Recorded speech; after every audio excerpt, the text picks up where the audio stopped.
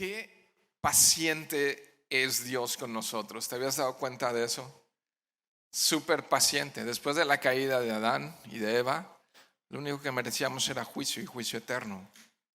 Y hoy estamos aquí y a veces estamos así con una actitud un poco arrogante, pero a mí me asombra muchísimo la paciencia que Él tuvo, que aún viniendo a esta tierra, haciéndose siervo y semejante a nosotros, siendo 100% Dios, se hizo semejante a nosotros.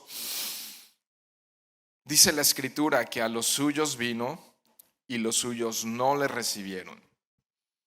Los judíos, su pueblo en el que Él nació, fueron muy hostiles. Y de hecho, voy a usar una palabra, no solo hostiles, fueron perversos y malvados con Cristo. Hablamos un poco de esto la semana pasada, cuando Jesús nos narró la parábola de los siervos malvados, que vez tras vez Dios envió mensajeros, los profetas. ¿Estuviste la semana pasada aquí? Los profetas. ¿Y qué sucedió con ellos? Los apedreaban, inclusive los mataban, prácticamente los corrían, ¿no?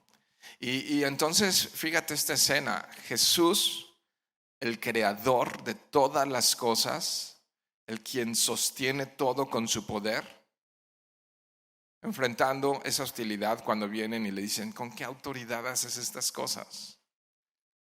¿Con qué autoridad haces lo que haces? Y Él contesta con esta parábola de los siervos malvados, diciéndoles básicamente que Él era el Hijo de Dios y por tanto Él tenía toda la autoridad sobre toda la creación y sobre todas nuestras vidas, ¿no? Y es interesante porque Jesús responde, y vamos a ver hoy unas preguntas más, pero vemos cómo Jesús no se dejó intimidar, sin embargo fue paciente y sigue siendo paciente. No se dejó intimidar, pero fue paciente y lo sigue siendo hasta el día de hoy. Es súper paciente contigo y conmigo. Entonces, lo que vimos la semana pasada fue la primera pregunta que le hicieron los líderes religiosos desde que entró a Jerusalén, la parte que nos narró el pastor Frank. Hoy vamos a revisar dos preguntas más. Son tres, hay una tercera que no vamos a alcanzar a ver hoy, pero hoy vamos a estar por dos preguntas que le hicieron a Jesús. Entonces tenemos por delante, entre este domingo y primero Dios el siguiente domingo, revisar esas tres preguntas que puedo decir que fueron formuladas arteramente con el propósito de provocar en Jesús un error, una falla, o si no en Jesús, en las personas que escuchaban la respuesta de Jesús, confusión. ¿Para qué? Para acusarle y entonces prenderle. Entonces, preguntas capciosas, preguntas que estaban llenas de dolo, preguntas mañosas, ¿no?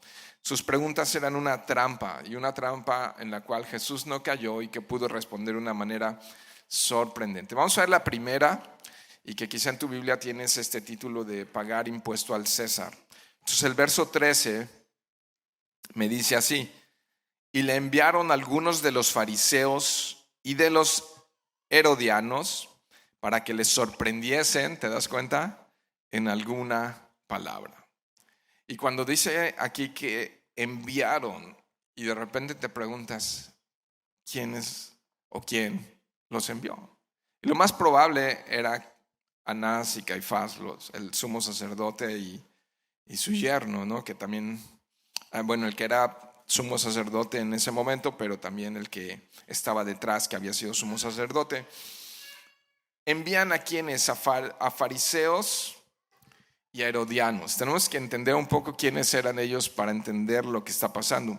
Los fariseos eran un partido religioso, conservador, que los fariseos eran el partido político religioso más cercano al pueblo. Toda coincidencia con la realidad. No estamos en época de votaciones, ¿verdad? Ok, pero eran los más cercanos al pueblo. Los herodianos eran todo lo contrario, eran un partido que simpatizaba con la dinastía herodiana. Ah, les gustaba que los judíos pagaran impuestos, ¿no? Simpatizaban con Roma y de hecho eran más políticos que religiosos. Pero aquí nuevamente, después lo vimos en el capítulo 3, nuevamente vemos algo que está ocurriendo sorprendentemente. Dos, digamos, grupos religiosos que son antagónicos, que no coinciden, que no se llevan entre sí, ahora sí se ponen de acuerdo para venir a atacar a Jesús. Qué interesante, súper interesante que ahora van de la mano y vienen a hablar con Jesús, ¿no? Obviamente los fariseos se oponían a pagar impuestos a Roma, mientras los herodianos decían que paguen impuestos. Allí no coincidían, los fariseos no estaban de acuerdo con que los judíos pagaran estos impuestos, ¿no? Así es que viniendo esos dos grupos, cualquier respuesta que diera Jesús, de alguna manera si se cargase uno al otro lado, sabían que podían prender ahí a Jesús. Jesús tenía que tomar una u otra postura. Verso 14 dice, viniendo ellos le dijeron, maestro. Wow, qué palabra, ¿no? Sabemos que eres hombre veraz y que no te cuidas de nadie, porque no miras la apariencia de los hombres, sino que con verdad enseñas el camino de Dios. ¿Es lícito dar tributo a César o no? Y así como para que no se salga, ¿daremos o no daremos? Y te fijas cómo le abordaron llamándole ¿cómo? Maestro, ¿no? Y esto es una hipocresía, es una falsa lisonja, ¿no? Porque no están buscando de él, están simplemente elogiando con el fin de hacerle caer en una trampa. Y aquí hay algo para nosotros, para cada uno de nosotros, especialmente líderes y pastores y todos, para meditar. En ocasiones hay personas que pueden venir a nosotros bien intencionados, en otras pueden haber personas que no tienen buenas intenciones y que solamente son enemigos elogiando. Y aquí hay un punto importante, un punto certero sobre esto. Hay quienes van a sonreír en tu cara mientras te das la vuelta, ¡boom!, van a cortarte la cabeza. ¿No? Están diciéndole, maestro, tú de verdad, tus enseñanzas son de verdad y todo es bueno, pero ¿qué estaban buscando de él? Y entonces checa la pregunta, ¿daremos o no daremos? Una pregunta astuta, una pregunta mañosa. Querían que Jesús se mirara de alguna manera a favor del gobierno romano, que Jesús dijera de manera simple y seca, paguen impuestos.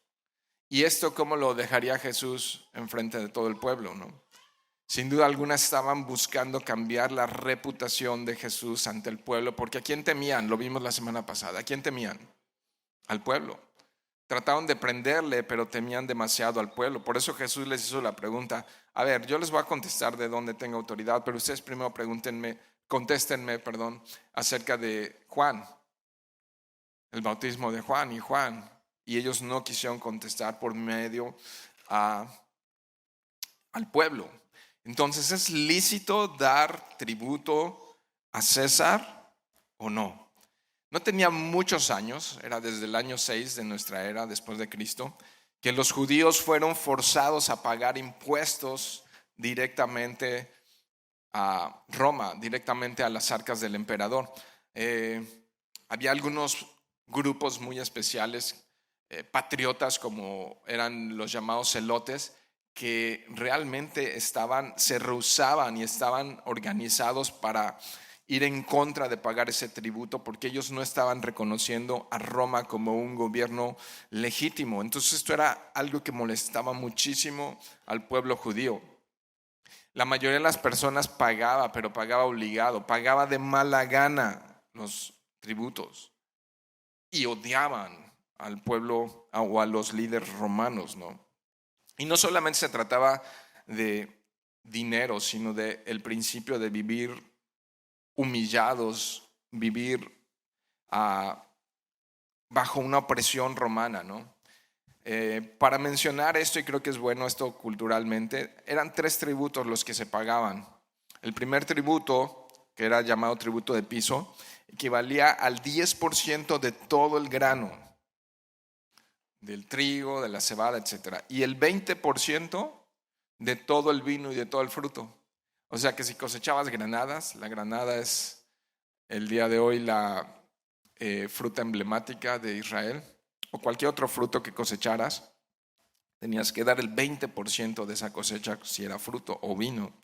Y el segundo era un impuesto sobre la renta, el cual era del 1%, el impuesto sobre la renta. Aquí en México creo que es del 36%, por ahí anda, ¿no? En serio, bueno, aquí debe haber contadores. El impuesto sobre la renta es como el 36, el IVA del 16, ¿no? Y entonces ahí le va sumando, ok, eso es lo que en un producto. Pero bueno, y había un tercer tributo, que era un tributo, podemos decir, para cada ciudadano, era un tributo per cápita, independientemente del negocio, de la actividad comercial. Esto ya simplemente el único hecho de respirar y vivir en el Imperio Romano. Los ciudadanos hombres de 12 a 65 años eran obligados a pagar ese tributo, y las mujeres también no se escapaban. Las mujeres de 14 a 65 años tenían la obligación de dar un denario cada año, tenían que dar una moneda cada año. ¿Se acuerdan cuando vinieron a Jesús y que Jesús saca una moneda de la boca del pez y paga sus impuestos? Pues este era el tributo para todo ciudadano romano, para el trabajador y para todos. Verso 15, mas él, percibiendo la hipocresía de ellos, les dijo: ¿por qué me tentáis? Traedme la moneda para que la vea. Entonces, chécate esto, como Jesús es paciente, pero no se deja intimidar. Responde, pero tampoco se está dejando intimidar, y está denunciando de alguna manera sus malas intenciones. ¿Cómo les dice? Hipócritas, ¿no? O sea, ustedes vienen con palabras suaves, pero la verdad es que son hipócritas. Es como les está llamando él. Entonces tráiganme una moneda. Ellos se la trajeron, verso 16, y les dijo: ¿de quién es esta imagen y la inscripción? Ellos dijeron: de César. Cuando tú tomabas una moneda romana de esa época, mostraba el rostro del emperador, del César. El César no es el nombre, es el título, ¿no? Realmente él era Tiberio. En la época de Tiberio, la época del César Tiberio. Y entonces esa moneda, y alrededor de la cabeza, del rostro que estaba en esa parte, tenía el título que dice Pontifex Maximus, declarando que él era el máximo sacerdote del Imperio Romano. Entonces le traen una moneda a Jesús, verso 17, y respondiendo Jesús les dijo: den al César lo que es del César, y a Dios lo que es de Dios. Fin de la historia. ¿Y qué dice ahí? Y se maravillaron de él. O sea, la trampa inmortal para hacerlo caer y prenderlo, pero les dice: a ver, esta moneda, ¿de quién tiene cara? ¿No? Básicamente Jesús les dijo: ¿reconocen ustedes esta autoridad civil? ¿Usan ustedes estas monedas? Ok, cuando están usando estas monedas están felices, ¿verdad? Pero si las están usando, entonces están obligados a pagar impuestos a quien es dueño de esas monedas. Dar al César lo que es del César. Y aquí también podemos meditar en esto. Si tomamos ventaja de los beneficios del gobierno, que nos guste o no, tenemos muchos beneficios.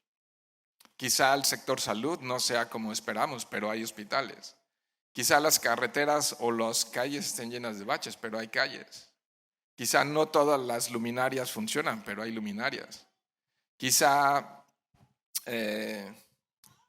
las escuelas no están como deberían estar, pero hay escuelas públicas, ¿no? Hay policías, Hay militares. Y eso trae cierta estabilidad. No como quisiéramos, pero trae estabilidad al país. Nos guste o no. Nos guste o no. Entonces, tomamos ventaja de eso y eso cuesta. Alguien tiene que pagar el sueldo de la policía. Alguien tiene que pagar el sueldo de los médicos. Alguien tiene que pagar el sueldo de los maestros, ¿o no? Y muchos de nosotros fuimos a escuelas públicas y estamos aquí vivitos y coleando. Y el Señor fue fiel, ¿o no? Y aquí estamos. Y muchos de nosotros hemos acudido en algún momento también a hospitales públicos. Y gracias a Dios que hay esas opciones. Pero todo eso cuesta. Vayan conmigo un momento a Romanos capítulo 13. Pablo habla acerca de esa autoridad. Y ojo, a veces pensamos, si la autoridad es buena, entonces pagamos impuestos de buena gana. Pero si no, no paguemos impuestos. Eso es bien equívoco. ¿Cómo era la autoridad en tiempo de Jesús y en tiempo de Pablo? Terrible. Un gobierno malo y opresor. Y miren lo que dice el apóstol Pablo.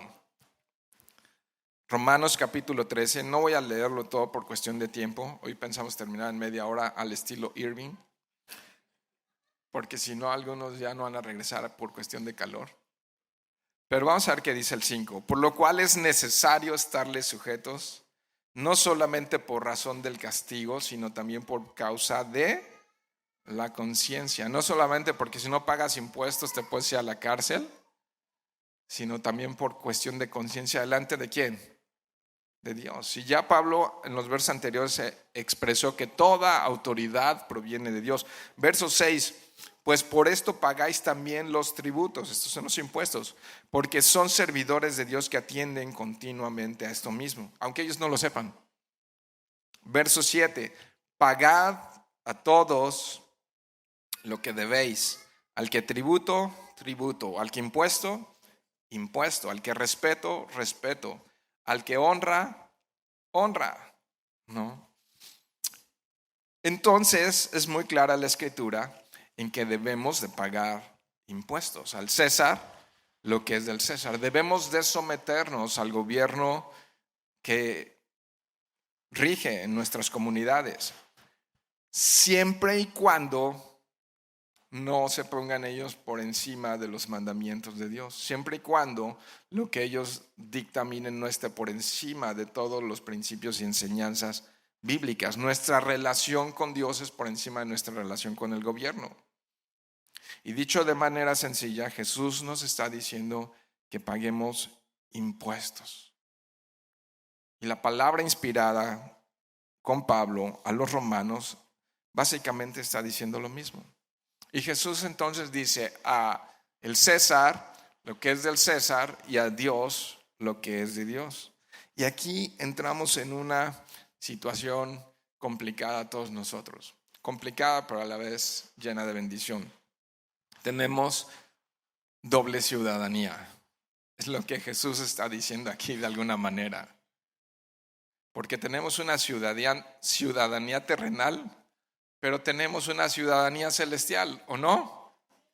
Tenemos una ciudadanía en el cielo y en la tierra. Como hay algunos que tienen ciudadanía mexicana y tienen ciudadanía de otro país, algo así. Así que como es importante, pongan mucha atención en esto, dad al César, también lo es para con Dios. Y entonces dices, a ver, ok, vamos a meditar un poquito. ¿De qué está hablando? Jesús, ¿qué hizo y qué levantó? Una moneda. Y en la moneda estaba inscrita o estaba grabada la cara del César y una leyenda, como pontífice sacerdote de Roma. ¿Qué nos dice acaso la Escritura? Que Él ha sellado nuestras vidas, las ha grabado ¿con qué? ¿Con qué? Con el Espíritu Santo. Díganlo más fuerte para los que no conocen esa escritura. Pablo dice que hemos sido sellados con el Espíritu Santo. Y eso entonces está grabado en nosotros, los creyentes. No son todos, son los creyentes. Fuimos sellados con su espíritu. Él ha grabado nuestras vidas, nuestros corazones. Fuimos sellados con su espíritu. Entonces, ¿qué es lo que le pertenece a él de nosotros? ¿Qué le tenemos que dar? Si a Dios, si al César lo del César y a Dios lo que es de Dios. Mucha atención en esto. ¿Qué le debemos de dar? ¿Qué es lo que está sellado? Si a la moneda es del César, el denario es del César, ¿qué es lo que está sellado en nosotros? Pues nuestras vidas. ¿Y qué es lo que le debemos dar? Nuestras vidas. Es un decir, tenemos que rendir nuestras vidas porque Él ya las compró con su preciosa sangre y le pertenecen. Él tiene todos los derechos sobre nuestra vida si nosotros hemos confiado en Jesús como nuestro Salvador y Señor. Entonces, dad a Dios lo que es de Dios. No, nuestra vida le pertenece a Él. Vayan conmigo a Juan capítulo 17. Un tiempo de oración extraordinaria, sorprendente, memorable. En cierta manera, ante nuestros oídos, atípica. ¿Alguien trae un tiraule? No. Acabo de ver una paloma ahí volar y están manchando las paredes. Juan capítulo 17, verso 6. He manifestado tu nombre. Está hablando, Jesús está orando al Padre, ¿ok? Una oración increíble, preciosa. He manifestado tu nombre a los hombres del mundo.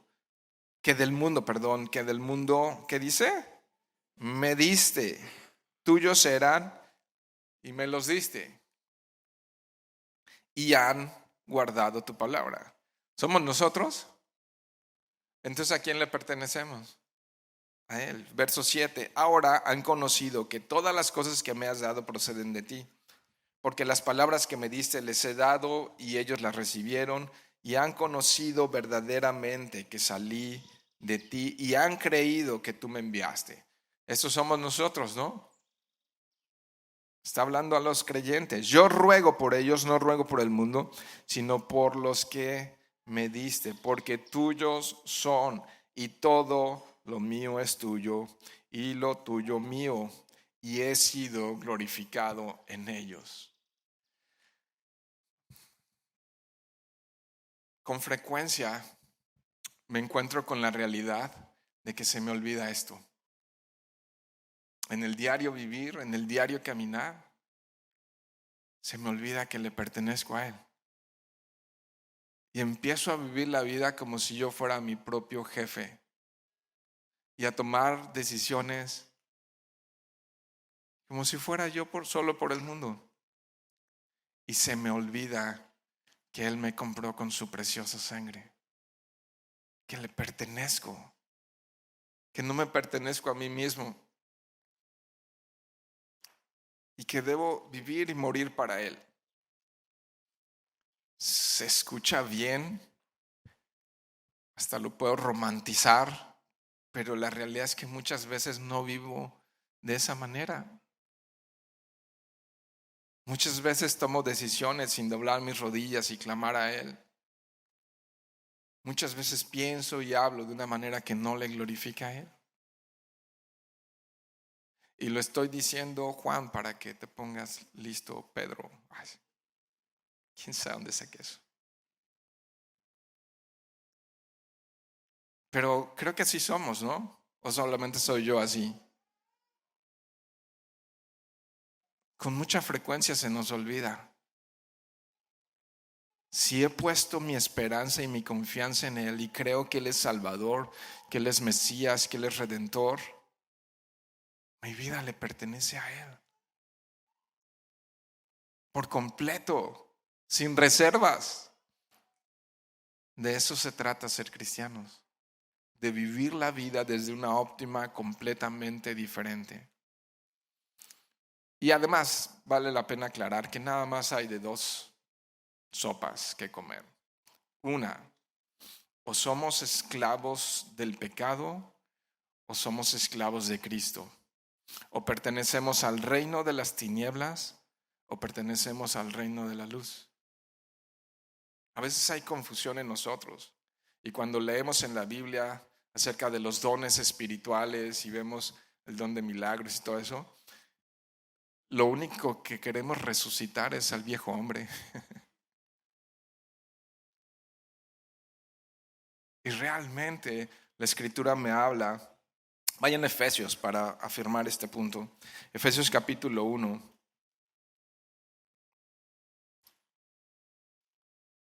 Puede ser que inocentemente yo piense que vivo por mí y para mí, pero la Biblia me dice que vivo esclavo al reino de las tinieblas, a menos de que mi vida no haya sido transformada y redimida y rescatada y salvada por Cristo.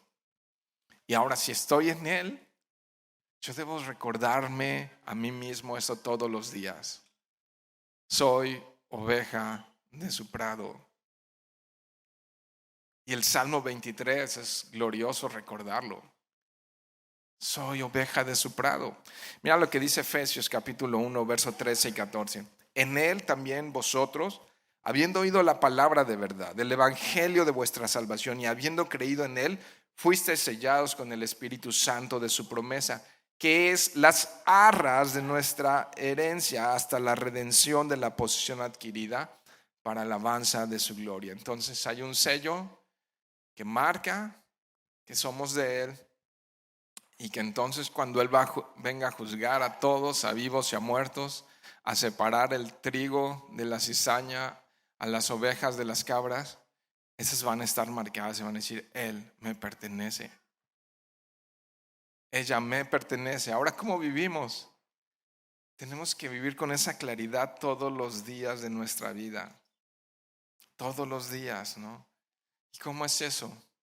Dándole todo de nosotros, dándole nuestro tiempo, dándole nuestros recursos, nuestros sueños, nuestra vida sin reservas. Antes de moverme, tengo que cada mañana ir con el jefe y decirle al jefe, ¿cuál es el plan para hoy? ¿Cuál es la agenda para hoy? Y ayúdame y capacítame para cumplir tu voluntad y glorificar tu nombre en mi vida. Eso es para los creyentes.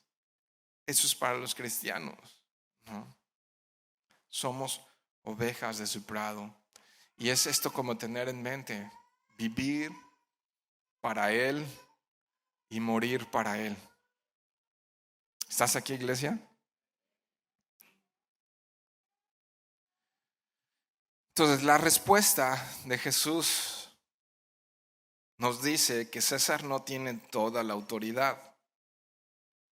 Hay algunas cosas que hay que darle al César únicamente, ¿no? Pero hay cosas que solamente le pertenecen a Dios y que debemos de estar todos los días de nuestra vida dispuestos a obedecerle, dispuestos a sujetarnos a Él, ¿no? Creo que estos versos, si los veo así, al César lo que es del César y a Dios lo que es de Dios, distingue claramente la jurisdicción entre dos reinos muy distintos, el reino del hombre y el reino de Dios. Y mientras estamos con los pies en la tierra, tenemos que distinguirlos. Y la respuesta final ahí que ocurrió dice que se maravillaron de él. Y me sorprende esto. ¿Quién preguntó y a quiénes le dio respuesta y quién se maravilló de él? Así como, wow, cuánta sabiduría tienes, Jesús. Y a veces podemos abrir la palabra, escuchar un sermón, escuchar una prédica, escuchar un blog, escuchar algo y decir, wow, ciertamente cuánta sabiduría hay en esto. Pero esa última frasecita me puso la piel de gallina. Porque nosotros nos podemos maravillar de la palabra de Dios y no cambiar nuestras vidas. Y permanecer exactamente igual. De hecho, el Evangelio de Lucas nos narra que ellos torcieron por completo la respuesta de Jesús porque le acusaron de ser uno, ellos mismos le acusaron de ser uno que decía, no paguen impuestos. ¿De eso fue acusado Jesús? No. Y hay cosas que tienen un límite, mis queridos hermanos, y debemos de ser precavidos con eso. entre el gobierno humano y el gobierno divino. Por ejemplo, ejemplo muy básico, la educación de nuestros hijos. ¿A quién le pertenece? ¿A Dios? ¿A nosotros como familia cristiana y espiritual? ¿O al gobierno? Es a nosotros. ¿Y de dónde deben de recibir la principal instrucción nuestros hijos? De nosotros. Instrucción espiritual, instrucción cristiana. ¿Cómo interpretar esto que llamamos vida? Tiene que provenir de nosotros como padres piadosos, no de las escuelas seculares que tienen su mente adaptada al mundo. Entonces, solo por poner un ejemplo de que tiene límites el gobierno, límites que no deben de ser traspasados, ¿no? Quiero insistir en esto. ¿Cómo respondemos realmente cuando nos exponemos a la palabra de Dios, a la verdad de Dios? ¿Cómo respondemos ante estas verdades que están ante nuestros ojos? Una vez que las escuchamos, somos responsables de qué hacemos con ello. Una vez que escuchamos el mensaje de Dios, somos responsables de lo que va a suceder en cuanto a la obediencia o no a nuestro Señor. No. Ellos dijeron, wow, qué maravilloso está esto que está diciendo Jesús, pero sus vidas no demostraban eso. Sus vidas demostraban lo contrario, ¿no? Eso no significa que la verdad de Dios no prevalezca. Vamos a la segunda pregunta aquí de los saduceos acerca de la resurrección. Verso 18, ¿estás ahí? ¿Ok? ¿No te ha agobiado el calor? Verso 18, entonces vinieron a él los saduceos que dicen que no hay resurrección y le preguntaron diciendo, Maestro, Moisés nos escribió que si el hermano de alguno muriere y dejare esposa, pero no dejare hijos, que su hermano se case con ella y levante descendencia a su hermano. Hubo 7 hermanos. El primero tomó esposa y murió sin dejar descendencia. Y el segundo se casó con ella y murió y tampoco dejó descendencia. Y el tercero de la misma manera. Y así los 7, y no dejaron descendencia. Y después de todos murió también la mujer. En la resurrección, cuando resuciten, ¿de cuál de ellos será la mujer? Ya que los 7 la tuvieron por mujer. De entrada miras esa historia y es una historia, yo creo que muy peculiar o absurda. O sea, imagínate que 7 veces se les murió el marido. O sea, puede ser que 2. Y bueno, hasta 3, pero 7 veces, ¿no?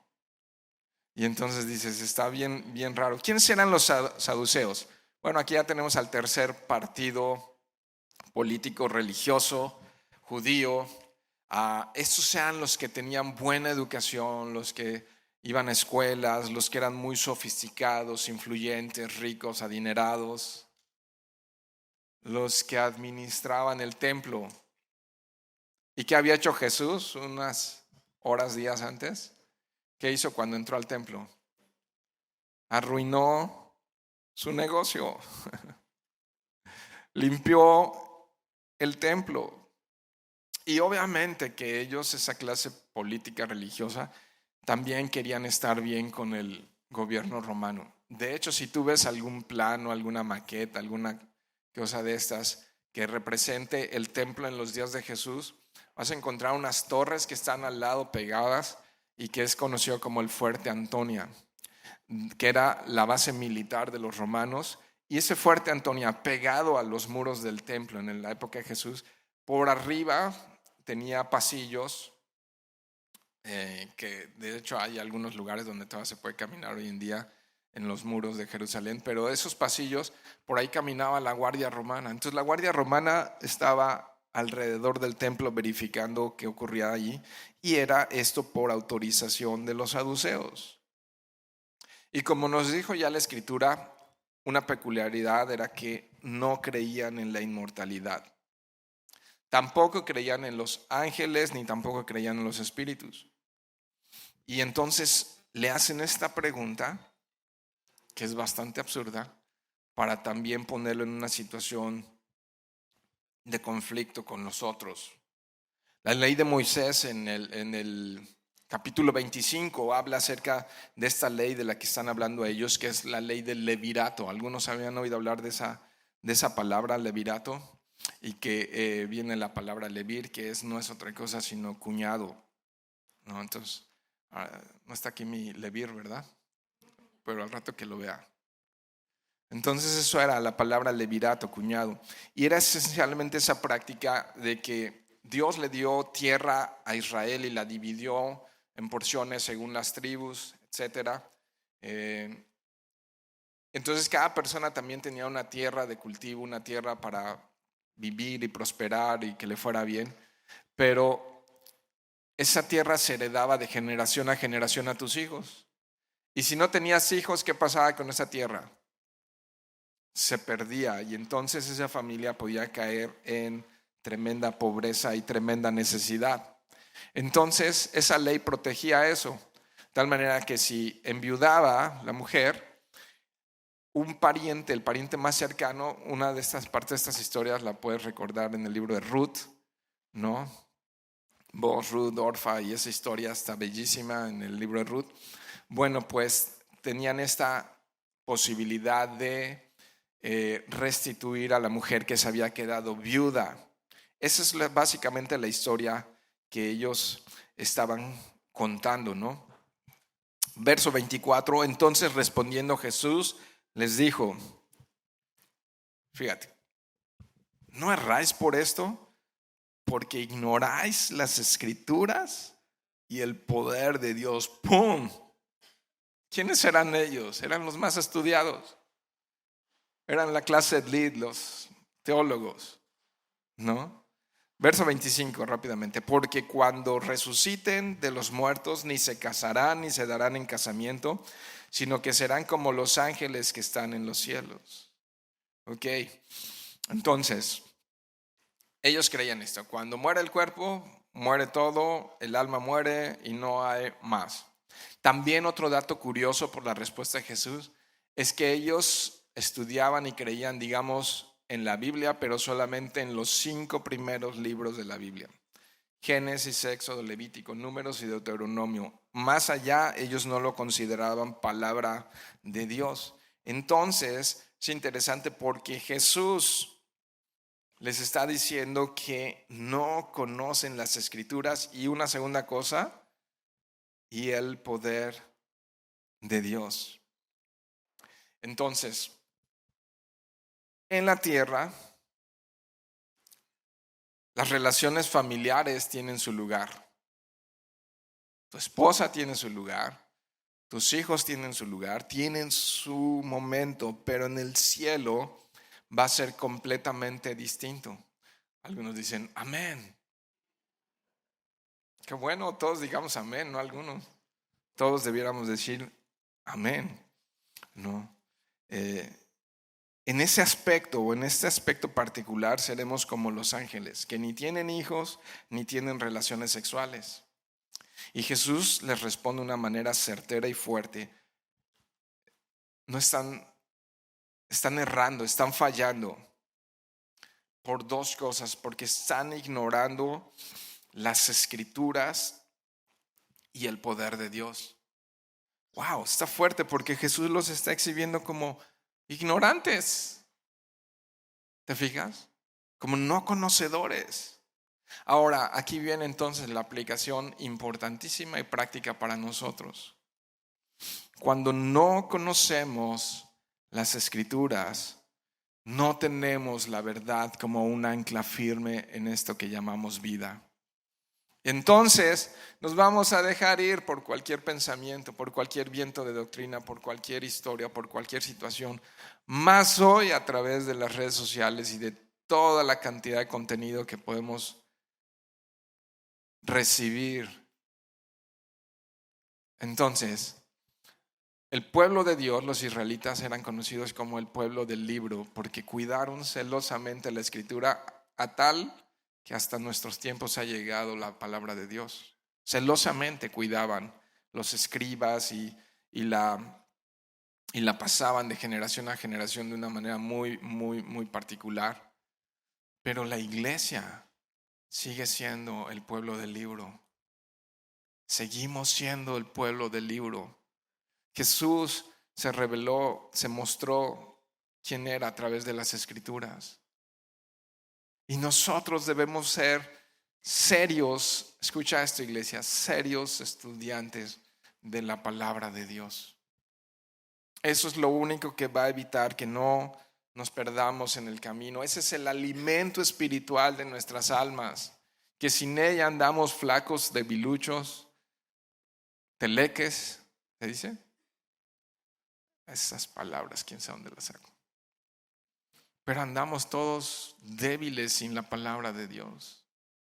Y de repente irascibles, y de repente egoístas, y de repente poco serviciales, y de repente se nos olvida amar a nuestras esposas como debemos amarlas, a las esposas honrar y respetar, a los hijos honrar y respetar.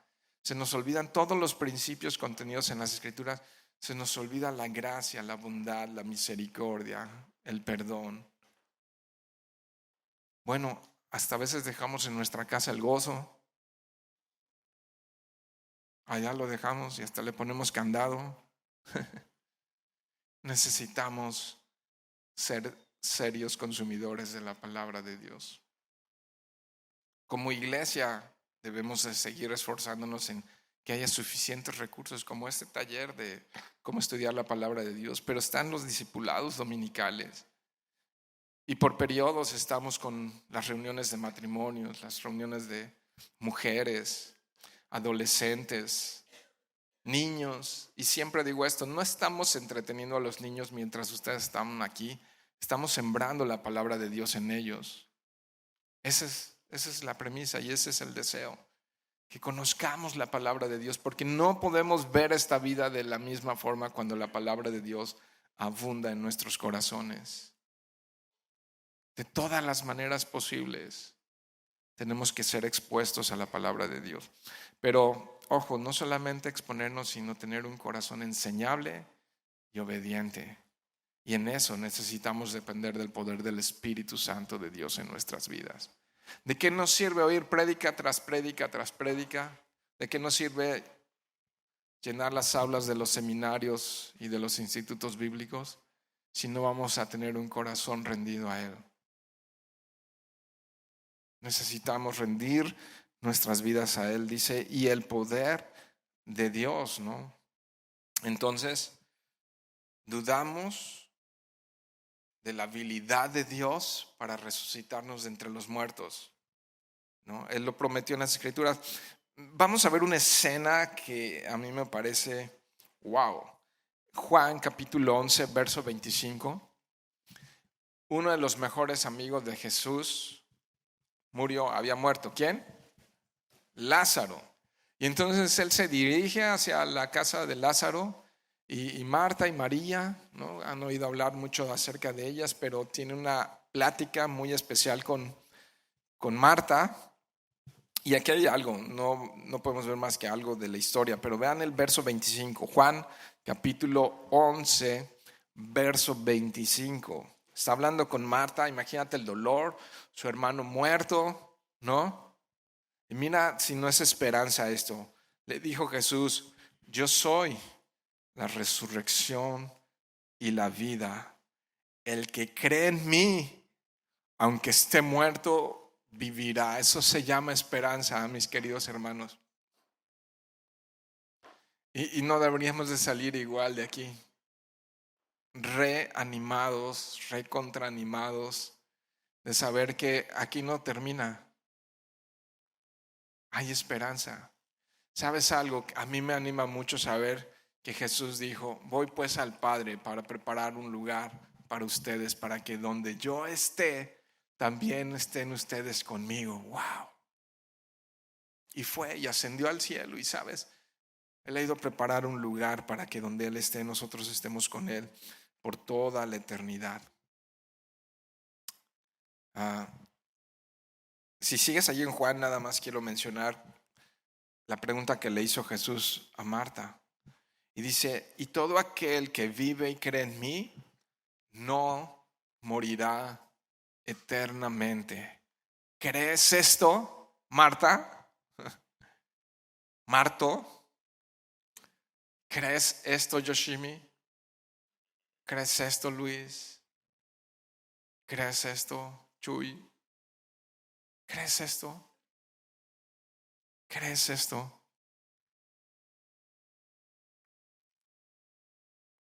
Son preguntas importantísimas a resolver en nuestra vida. Jesús dice y promete esto: el que cree en mí, aunque esté muerto, vivirá, y vivirá eternamente.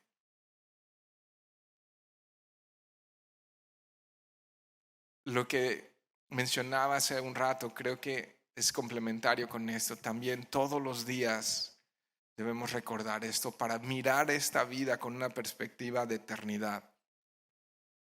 En el mundo vamos a tener pruebas, aflicciones, vamos a ser pasados por fuego. En el mundo vamos a tener días hermosos y gloriosos. Y ni en uno ni en otro debemos de olvidarnos de que esto es temporal. Es súper temporal. Él prometió vida eterna a todos los que creen en Él. Vayan a 1 Corintios, capítulo 15. Aquí hay teología, aquí hay conocimiento de Dios acerca de la resurrección. Podríamos leer casi todo esto, pero vamos a leer unos versos, así es que espero a que todos lo encuentren. Abran sus Biblias. Trajeron Biblias, ¿verdad? No te vamos a condenar si traes una Biblia digital, te vamos a amar. Los de la vieja escuela, los que todavía somos de Biblia de papel. Pero está bien que traigas una Biblia y que puedas ir con tus propios ojos como los de Berea, comprobando que lo que estamos hablando está en la Biblia y que no te van a llevar al baile, ¿verdad? Verso 35, pero dirá alguno, ¿cómo resucitarán los muertos? ¿Con qué cuerpo vendrán? Necio, lo que tú siembras no se vivifica, sino muere antes. Y lo que siembras no es el cuerpo que ha de salir, sino el grano desnudo, ya sea de trigo o de otro grano. Los granos, ¿no? Las semillitas mueren. Y cuando están completamente muertas, ¿qué? Las siembras, ¿y qué pasa? Dan vida. Ok. Pero Dios le da cuerpo como Él quiso. Y a cada semilla su propio cuerpo. O sea, la naturaleza es diferente, no somos semillas. No toda carne es la misma carne, sino que una carne es la de los hombres, otra la de las bestias, otra la de los peces y otra la de las aves. Diferentes naturalezas, ¿no? Ok, hay cuerpos celestiales y cuerpos terrenales, pero una es la gloria de los celestiales y otra la de los terrenales. Es diferente el cuerpo terrenal al cuerpo celestial. Una es la gloria del sol, otra la gloria de la luna y otra la gloria de las estrellas. Pues una estrella es diferente de otra en gloria, ¿no? Simple, la luna refleja la luz del sol, pero no tiene luz propia, ¿no? Son diferentes. Así, verso 42 también es la resurrección de los muertos. Se cierra en corrupción, resucitará en incorrupción. O sea que mi artritis ya no va a estar.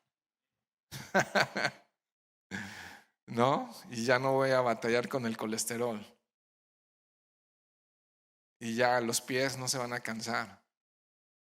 Y sabes, dice Apocalipsis, capítulo 19, esa es mi esperanza, que Él va a enjugar las lágrimas de mis ojos. Porque a veces lloro por mi propio pecado, pero a veces lloro por el pecado de otros. Y eso estaba sintiendo ahorita en la alabanza cuando estaba allá. Y me acerqué a mi esposa y le dije, sí, a veces no solo mi pecado me da dolor, sino también el de otros. Y dices, ¿hasta cuándo, Señor? ¿Hasta cuándo, Dios? ¿Hasta cuándo, Señor? ¿No? Y sabes que dijo que Él va a enjugar cada lágrima. Él la va a secar. Esa palabra enjugar es secar. Así como secó los pies de sus discípulos cuando le lavó los pies, así va a secar también nuestras lágrimas. Y esa es la esperanza para todo aquel que cree. Y esa es la esperanza para todo aquel que cree, que seremos resucitados en incorrupción.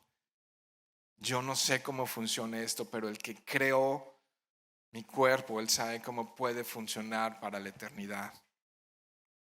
Yo no sé cómo funciona la tecnología y las computadoras, pero el que diseñó las computadoras sabe cómo funcionan. Yo me maravillo de que tenga un teléfono y que en cualquier parte pueda tener conectividad y mensajes y datos y todo.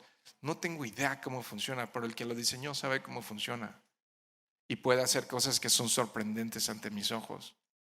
El que diseñó nuestro cuerpo sabe con una sola molécula cómo adaptarlo para la eternidad. Y yo creo eso. Dice entonces, nada más les leo el 43.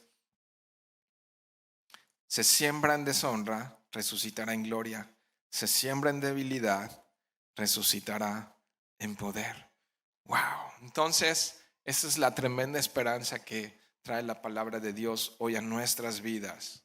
Que hay vida después de la muerte física y no se puede llamar eso de otra manera más que esperanza. Y la pregunta nuevamente, para cada uno de nosotros, ¿crees esto? Y si crees eso, ¿cómo lo vives en el día a día? ¿Cómo luce esa esperanza en tu vida cada día, no? Versos 26 y 27, para terminar, dice, pero respecto a que los muertos resucitan, ¿no habéis leído? Fíjate, les está diciendo, la respuesta de él está en Éxodo, un libro que ellos sí estudiaban. ¿No habéis leído en el libro de Moisés cómo le habló Dios en la zarza diciendo, yo soy? No, yo era o yo fui, sino yo soy el Dios de Abraham, el Dios de Isaac y el Dios de Jacob. ¿Estaban vivos físicamente para ese tiempo ellos? Sí, en un sentido ya en el cielo, pero no físico en la tierra. Entonces fíjate cómo está diciendo, yo soy el Dios de Abraham, el Dios de Isaac y el Dios de Jacob. El verso 27, Dios no es Dios de muertos, sino Dios de vivos. Un ejemplo de esto lo encontramos en la propia vida de Moisés, que no le fue concedido entrar a la tierra prometida, ¿no? Entonces, wow, Moisés, que no había nadie más noble que él sobre la tierra. Y entonces, pero después de muchísimos años, le vimos vivo. ¿Dónde? No yo, pero al menos Juan, Pedro y Jacobo. En el monte de la transfiguración. Ahí estaba el mismísimo Moisés. No. Es Dios de vivos y no de muertos. Fíjate el 27. Bueno, ya lo leímos, ¿no? Dice Dios de vivos, así que vosotros mucho erráis, ¿no? Entonces estaban extraviados teológicamente. Ellos que creían en el Pentateuco, que creían en esos primeros cinco libros de la Biblia y que traen este ejemplo delante de Jesús y que le dicen, a ver, cuando resuciten, ¿con quién se van a casar? ¿Cuál va a ser su verdadero esposo? ¿Quién va a ser su verdadera esposa? ¿No?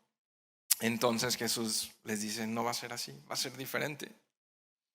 Va a ser todo diferente. Dos temas bien importantes aquí.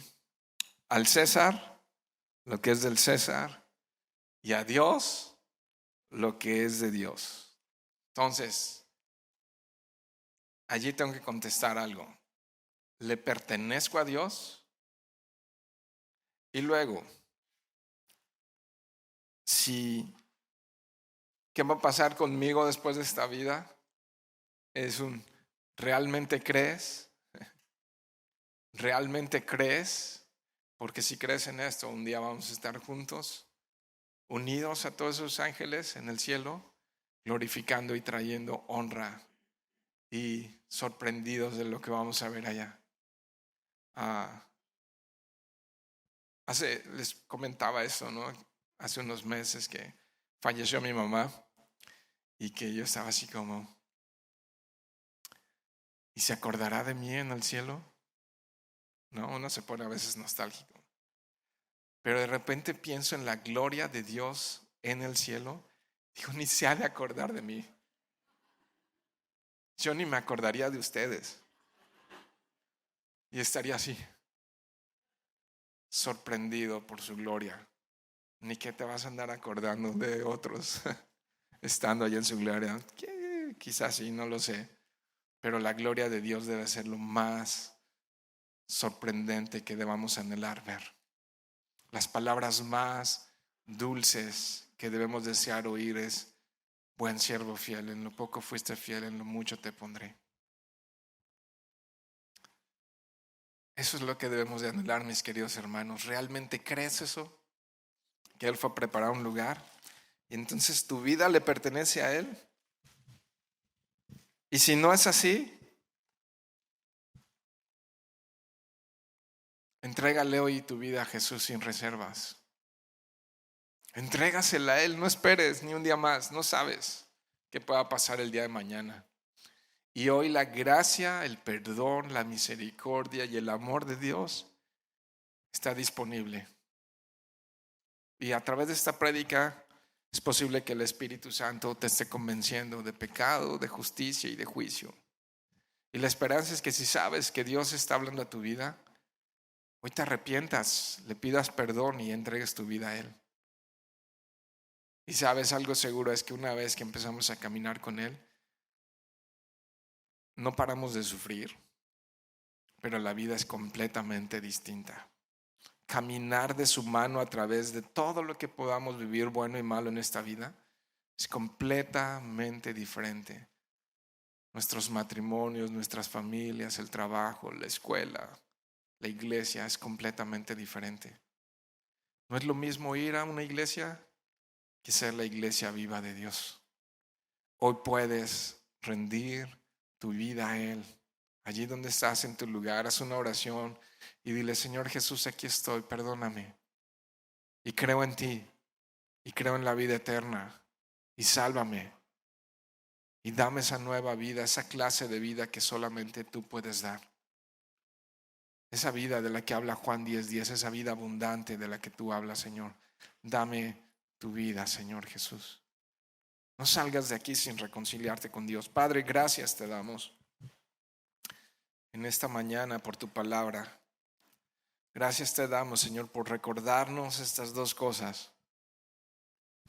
Que debemos de ser honestos con nuestro pago de impuestos a los gobiernos humanos. Que debemos rendir nuestra vida sin reservas a ti porque te pertenece. Fuimos comprados por precio. Y entonces ayúdanos a recordar eso todos los días, y a vivir así, de esa manera, Señor, delante de tus ojos, Dios, delante de tus ojos, en todo momento y en toda situación, Dios. Ayúdanos con tu poder, con el poder de tu Santo Espíritu. Gracias por recordarnos hoy que hay vida eterna y que no se trata, Señor, de nacer, de crecer, de reproducir y de morir. Hay vida eterna, Señor. Gracias porque podemos tener esa vida por medio de tu Hijo Jesucristo, Señor. El que cree en ti, aunque esté muerto, vivirá, Señor. Lo creemos, Dios. Y te doy gracias, Señor, por reunirnos esta mañana en este lugar. Y si hay aquí, Señor, alguien que hoy se ha reconciliado contigo, que te ha pedido perdón, que se ha arrepentido de vivir sin ti y que hoy ha recibido la vida eterna, Señor, permítenos como iglesia amarle, permítenos como iglesia cuidarle, permítenos como iglesia, Señor, ser instrumentos tuyos de tu amor, de tu justicia y de tu gracia, Señor. Te damos gracias en esta mañana, aún también, Señor, por los diezmos, las ofrendas, por tu provisión con la que llenaste, Señor, nuestros vientres en estos días, Señor. Por tu provisión fiel, Señor, a nuestras vidas te damos gracias. Y aún, Señor, esto es parte de nuestra adoración, Señor. Venir a agradecerte a ti por lo fiel que tú has sido, Señor. Y como pastor, Dios, y con la autoridad que tú me has dado, te ruego que bendigas a cada uno de mis hermanos en lo que está por venir, en los días que vienen por delante, Señor. Guía sus vidas, protégeles, guárdales debajo de tus alas, Señor. Sé roca, Señor, firme. Sé su escondedero. Sé tú su fuente de sabiduría. Sé tú su fuente de amor, Señor. Ayúdales en sus debilidades. Ayúdanos. Ayúdanos en todo, Señor Jesús. En ti confiamos, Señor. En debilidad, Señor, en ti confiamos. En ti somos fuertes. Y en ti, Señor, estamos seguros, Dios, y confiados. Podemos vivir confiados en ti, Señor.